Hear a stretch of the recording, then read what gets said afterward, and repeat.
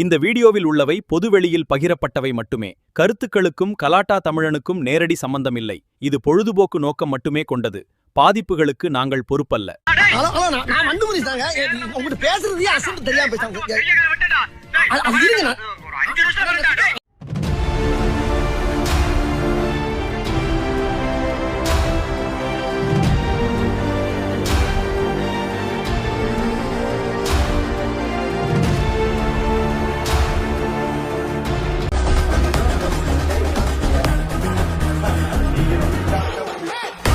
ஒரே ஒரு விஷயம் ஃபன்னா சொல்றேன்.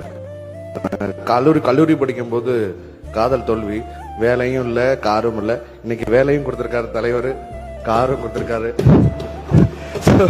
ரொம்ப ரொம்ப நன்றியை தெரிஞ்சுக்க. ஏன்னா நான் ட்ரெயின்ல தான் வரேன். அங்கிருந்து இங்க உள்ள ஆட்டோல உள்ள வரும்போதெல்லாம் ஒவ்வொரு தடவையும் காவலர் பணியாளர்கள்லாம் கேட்பாங்க, யார் நீங்க? எம்எல்ஏன்னு சொல்லுவேன். ஐடி கார்டுலாம் எடுத்து காமிச்சாலும் நம்ப மாட்டாங்க. ஸோ அதனால சபாஸ் வாடா செல்லமே, பெத்த சிங்கமே, வாடா மாவுல.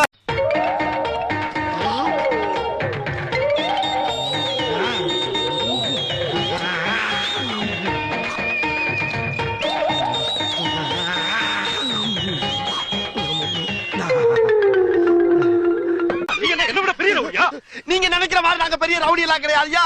அந்த எடுவட்ட போய் புதுசா ரூட்டை போட்டு கொடுத்தா அது நான்சி ஆகி போச்சியா. அது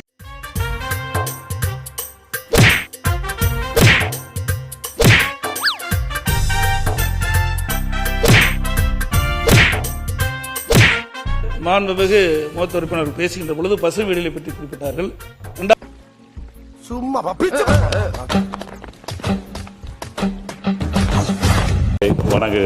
வணங்குகிறேன். நவீன தமிழகத்தின் சிற்பி முத்தமிழறிஞர் கலைஞர் அவர்களை வணங்குகிறேன்.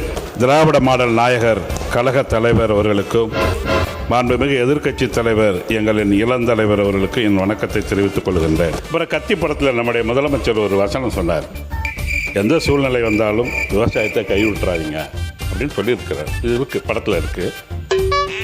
ஆனால் இப்போ டெல்டா பகுதியில் குறு விவசாயத்தை விட்டுருக்கோம். இதுக்கு முதலமைச்சர் எடுத்த நடவடிக்கை நியாயமா?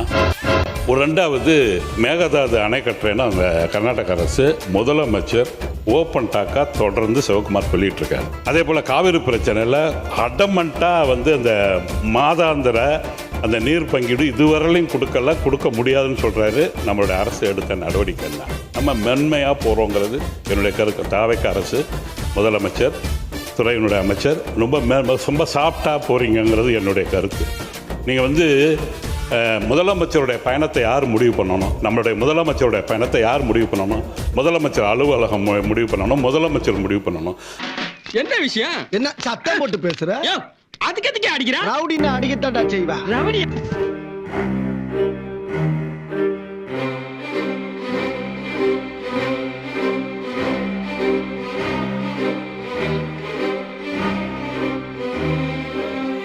அதான் உங்களுக்கு சொல்லிட்டேன், நாங்கள் அரசியல்வாதி அல்ல, நாங்கள் மக்களுக்கு செய்ய வந்திருக்கிறோம்.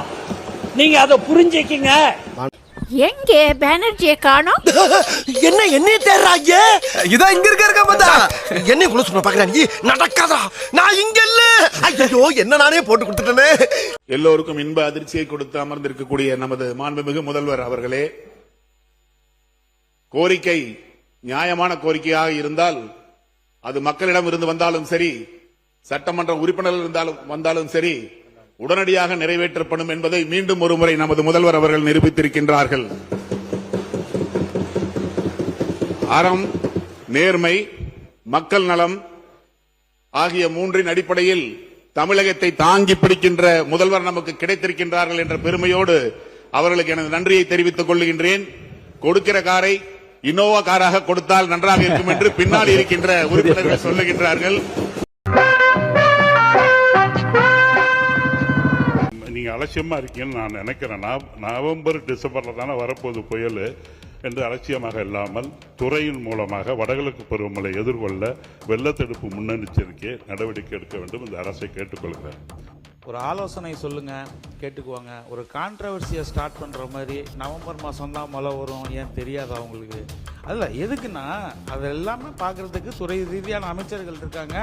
உங்களோட ஆலோசனைகள் வந்து கேட்குறாங்க. கான்ட்ரவர்சியா நீங்க உட்காருங்க, எனக்கு தெரியும், நீங்க உட்காருங்க, நீங்க உட்காருங்க, நீங்க உட்காருங்க. எங்கடா இந்த ஏரியால அங்க இருக்கான், அவன் மட்டும் என் கல்ல மாட்ட வெட்டாம விட மாட்டேன். ஒரே நாள்ல இவ்வளவு இன்பதிர்ச்சியை கொடுத்தா எப்படி எங்களுக்கு தாங்கறதுனே தெரியல. நீ என்ன நினைக்கிறேன்? உழைச்சி எங்களை சாப்பிட சொல்றியா? உழைச்சி சாப்பிட்டு எவனாவது உருப்பிட்டு இருக்கானா? அவன் ஏதாவது பணம் சேர்க்க முடியுமா? எங்களுக்கு பகவான் மண்டையில பெரிய மிளை கொடுத்திருக்கிறோம். அதை வச்சுக்கிட்டு நாங்க என்னென்னமோ டெலிகேஸ் பண்ணி சம்பாதிச்சு நிறைய எக்கச்சக்கமா வச்சிருக்கிறோம். அதை போய் கருப்பு பண்ணணும்னு பூந்து உள்ள வந்து பிடிக்கிறான்னு நியாயமா? ஒரு பெரிய பிரச்சனையா பேசிட்டு இருக்காங்க. இன்னைக்கு நாங்கள் எல்லா கிட்டையும் போய் பேசணும், இன்னைக்கு வந்து பேசுறதுக்கு ஆள் இல்லாமல் தெரியுறாங்க. மனிதர்களுக்கு இடையே அந்த சாரம் என்பது புலம்பாம வரீங்களா? கொஞ்சம் இந்த காலத்துல பெரிய வாக்கள் தான் அவ்வளவு வந்துருச்சுங்க, வந்துருச்சு போயிட்டாங்க.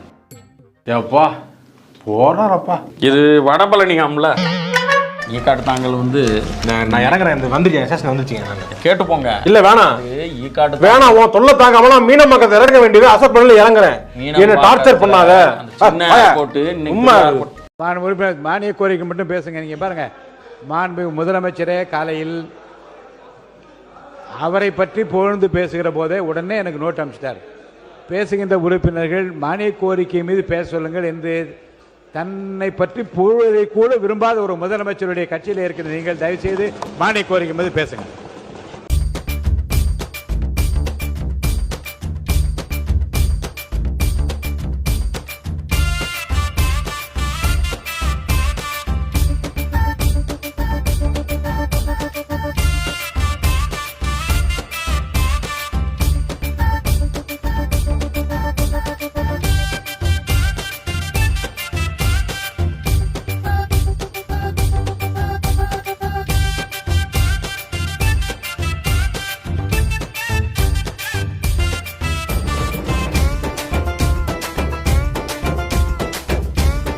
மடியில வேணா ஆயா உட்காரலாம்.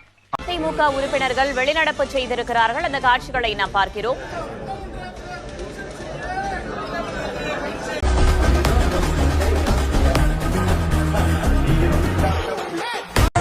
அண்மை செய்திகளை பார்த்து வருகிறோம். தமிழ்நாடு முழுவதும் 50க்கும் மேற்பட்ட இடங்களில் லஞ்ச ஒழிப்புத்துறையினர் அதிரடி ரைடில் ஈடுபட்டிருக்கிறார்கள்.